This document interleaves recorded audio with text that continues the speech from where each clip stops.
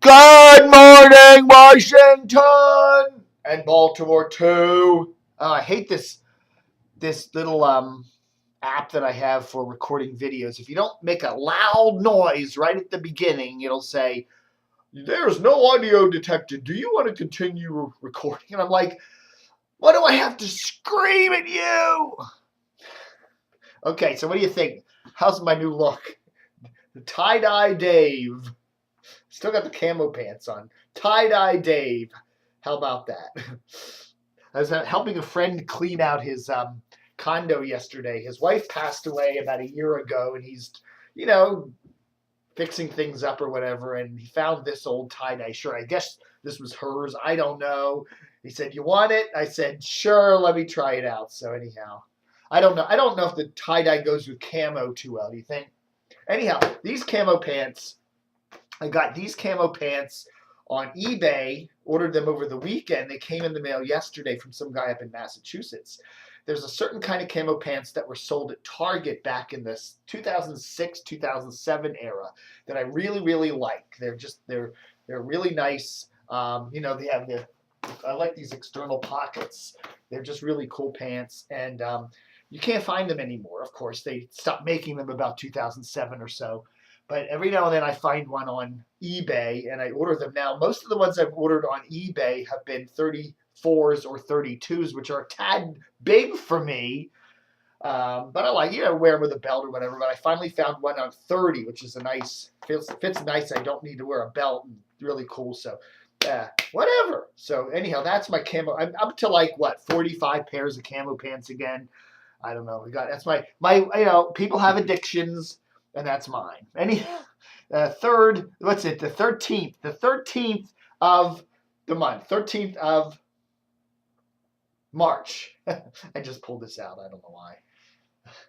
WMAL. Okay, let's salute WMAL. They had four of their locally based talkers. Oh man, these four. Here, I'll do it while I'm sleeping. How about that? I'll put my feet up. Good night. Watch Dave fall asleep. Four of WMAL's talkers made the I don't know, man. I can't do it. I can't do it. I can't do it this shirt is driving me nuts. Give me a second, I'll be right back. Oh my god, this shirt is driving me crazy.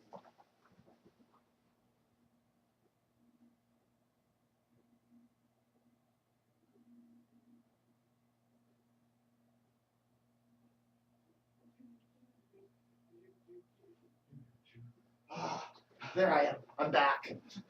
I don't know, man. It's just driving me crazy. I don't feel like me.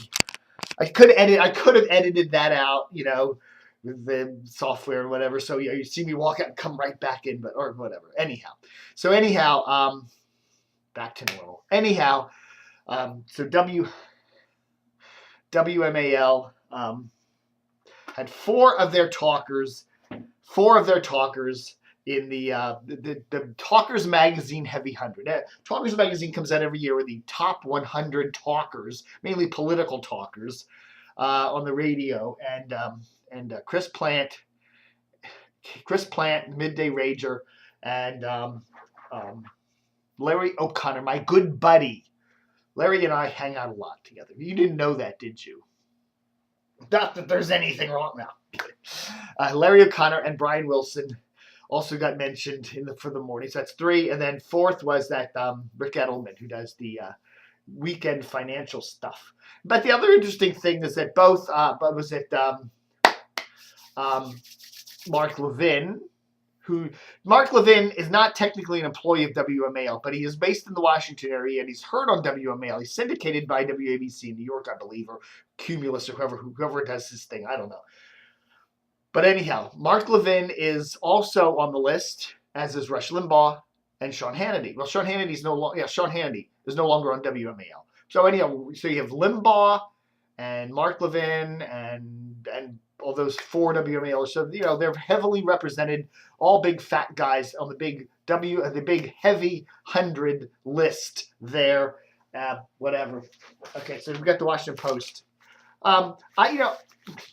I got in a little dust up yesterday with Dan Steinberg. Dan Steinberg does the Washington, what is it, the DC radio, the Washington, the DC Sports Blog, okay? And Dan did a piece. That appeared. You know, I don't have.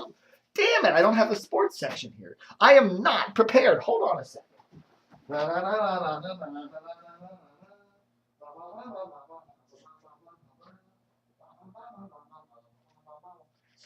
Spank me. I'm bad. Man, I am just not organized this morning. I got the wrong shirt on. I don't have all the paper with me. I haven't even looked through the post yet this morning, so I'm totally unprepared for this. I don't even see Dan Steinberg. Oh, here is Dan Steinberg, The Filmmaker's Love with Big East. Okay. Anyhow, so yesterday on Dan Steinberg's blog, he did a thing on Britt McHenry leaving the Washington Post, leaving Channel 7 and going to ESPN. She's going to stay in D.C. But anyhow, we got a little dust up, and I congratulated Dan on Twitter yesterday for basically getting the story about a week after everybody else. You know, DCRTV broke that story back in February when we reported rumors that she was going to be leaving Channel 7 and going probably to ESPN. But anyhow, see, I am just not prepared today. Look at that.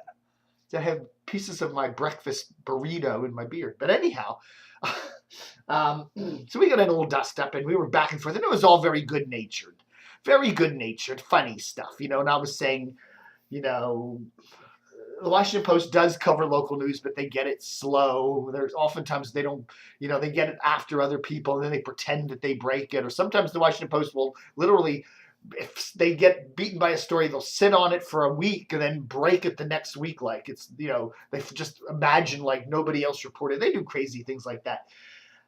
And then got back. Anyhow, you know, we were back and forth, funny stuff, and a bunch of people were watching our little back and forth there. And you know, he was teasing me for working in a Starbucks. I do occasionally work in a Starbucks. I mean, I'm not a barista. I mean, I take my little notepad computer, and sometimes I'll work in the Starbucks. But I usually work here. Okay, the home office. You know, the plush, luxurious condo. Anyhow.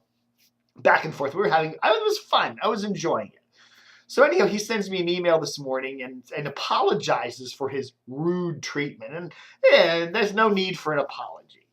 You know, and he was giving me his justification of, you know, hey, sometimes the Washington Post, with so many different media outlets and blogs and everything, they don't break the news anymore. Duh. No kidding.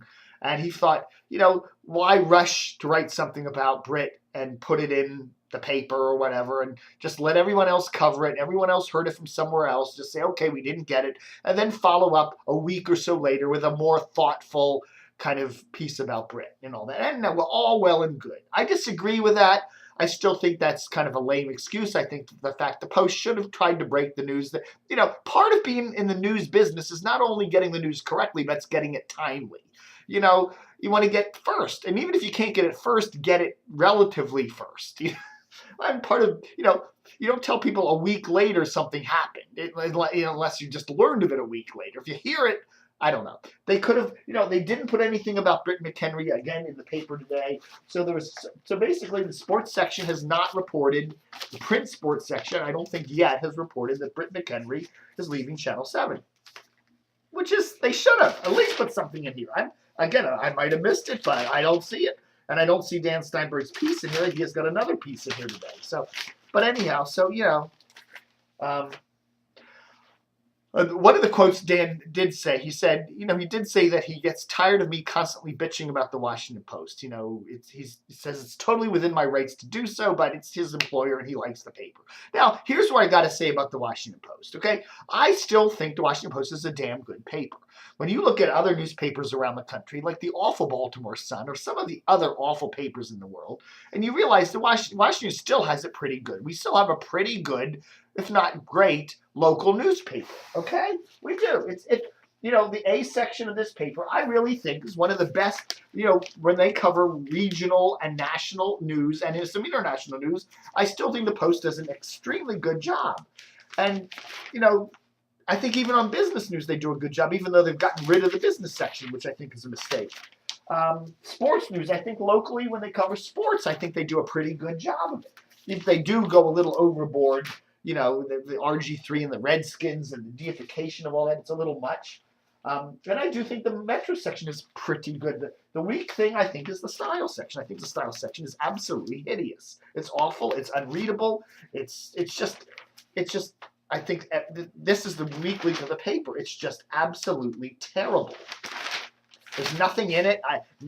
Day after day, I'll just skim through this thing and go, it's boring. It's dull. It's, they're I don't know what demographic they're aiming for with it, but they're not reaching anybody. And the only thing you see in the Post these days that seems to be bigger, we see what is more. What are you seeing more of in the Post these days? You know what you're seeing more of in the Post these days is this. I'm dropping everything. This is what you're seeing more of. Obituaries. There's page and page after page of obituaries in this paper. This is literally, these are your readers. Watching the Post, these are your readers. They're dying. And they're not being replaced, at least for the print edition. While I think a lot of people still think that the Washington Post is a good paper, I mean, almost everybody to a T that I talk to thinks it's not as good as it used to be. With people like Howie Kurtz and Lisa DeMarais and Rob Pegoraro and people that we used to read a lot, they're all gone. There's no, almost most of the time in the style section there's no TV news. Even though Lisa, she did kind of wander all over the place and cover crazy stuff, out in LA and stuff. There's no TV news in the paper half the time. So I don't know. They just kind of let it go. And, almost everybody that I talk to agrees that the Post continues to get worse.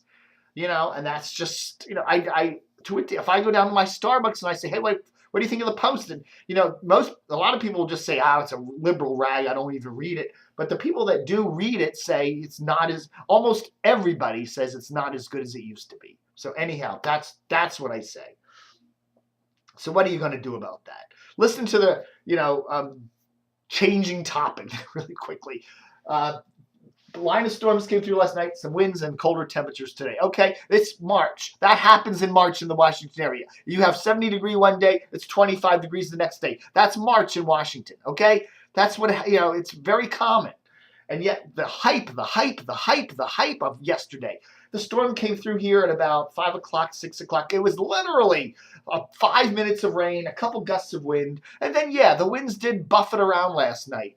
We did there was a 50-some degree gust or something out of Dulles. And it was breezy, very windy night. And, in the Washington area, something like 60,000 people lost their power. And, okay, that's news. But the hype, the screaming, the end of the world crap that you hear on these radio stations and the Capital Weather Gang, like the end of the world, I mean, it's a typical spring kind of thing. I don't know. Yeah, the temperature dropped from 60 to 20 degrees in a couple hours. I don't know. That happens. I get so tired of this just hype. Put it in perspective. 60,000 people in the Washington area lose their power. I mean, when we had the DeRate show, it was like 700,000 people lost their power. 700,000 versus 60,000.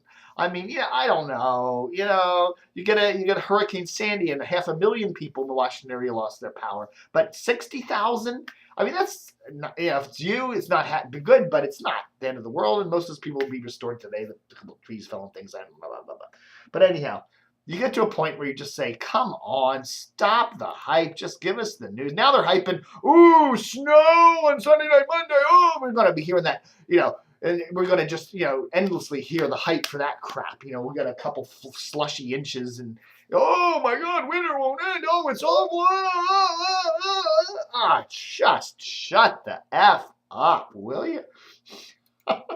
Jeepers creepers. Well, I feel better now.